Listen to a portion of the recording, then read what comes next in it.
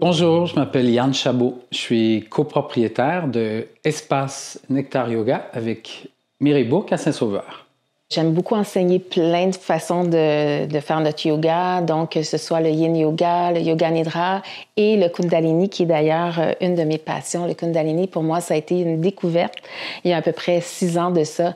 Et depuis, ça fait partie de mon quotidien. C'est quelque chose qui me passionne parce que c'est un yoga qui a un côté très...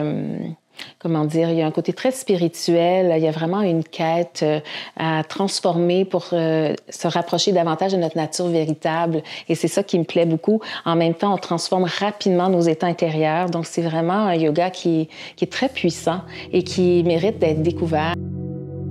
Alors, j'enseigne le yoga Iyengar que je pratique depuis la fin des années 90. Et ayant eu 2 enfants, quand les enfants étaient jeunes, j'ai commencé à pratiquer le yoga Iyengar pour m'harmoniser avec je dirais mon monde intérieur, pour travailler sur, entre autres à l'époque mon anxiété. Et donc mon enseignement des études en Iyengar depuis 2010, donc une quinzaine d'années d'expérience maintenant. Et donc, j'ai déjà été propriétaire du centre de yoga Iyengar sur Montréal. Cette recherche de bien-être à travers le monde intérieur, notre intimité, qui est différent pour chacun, dans la pratique non seulement des asanas, mais du pranayama, de la respiration, de l'art de respirer, de s'habiter, de se découvrir continuellement. Et je crois que notre mission chez Nectar Yoga, c'est beaucoup un débordement, en fait, de ce qu'on vit, nous, personnellement, d'une pratique quotidienne où ça nous permet d'affronter les défis de la vie qui viennent et qui reviennent, et dans le sens de découvrir, reconnaître et donner de plus en plus de place à la sérénité à l'intérieur de soi, dans notre vie, où on est très appelé à l'extérieur de nous continuellement, où plus on s'habite, plus on a cette confiance intérieure, où on a ces cadeaux du yoga.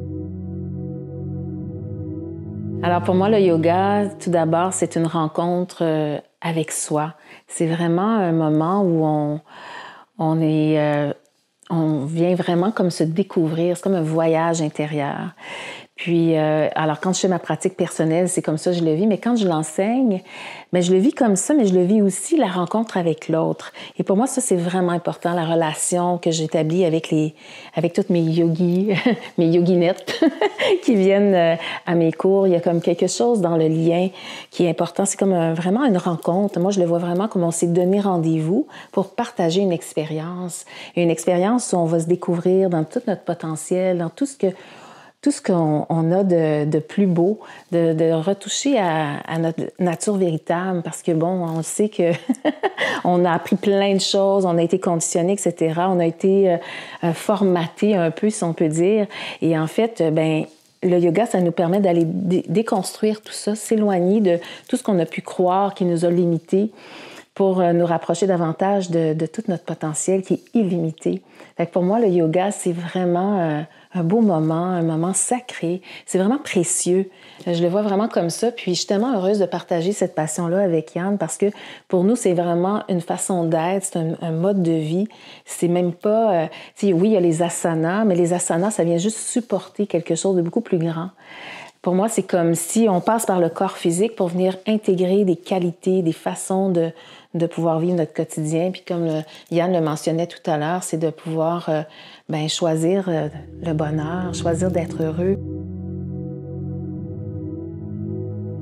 Moi, j'ai vraiment envie d'offrir une expérience unique où on va faire une combinaison du yoga Iyengar que Yann va apporter, avec toute cette fondation, cet alignement où on va venir préparer le corps pour ensuite, avec le kundalini, on va venir permettre à toute cette force de vie qui nous anime de venir prendre encore plus son expansion. Donc, on sait qu'une plante, quand elle pousse, elle doit d'abord créer ses racines dans la terre, et avec la force de ses racines, ça lui donne la propulsion pour traverser le sol et monter vers la lumière. Fait que c'est un peu cette même idée où on va proposer vraiment cet ancrage pour ensuite activer davantage la vie qui nous anime. Et j'ai envie de faire une petite métaphore. C'est comme un peu, si on pense à l'enfant, le petit bébé qui apprend à marcher. Alors au départ, ça lui arrive évidemment au début de trébucher, de tomber. Mais à chaque fois, il se relève, il se dit pas, je tombe, mais je vais rester au sol. Alors il y a cet élan, cette force de vie qui l'anime, cette intelligence qui l'amène à se relever et réessayer. Il s'entraîne à marcher parce qu'il sait quelque part, dans cette intelligence innée qu'il a, qu'il doit devenir autonome. Et c'est cette force de vie qui le propulse, mais il a besoin de ses racines, de sa fondation. Et même si on est des adultes, on a quand même besoin de se rappeler ça, cette fondation-là qui était au départ notre nature véritable. Rejoignez-nous au festival Flow Yoga et Son pour la 3e édition Racines.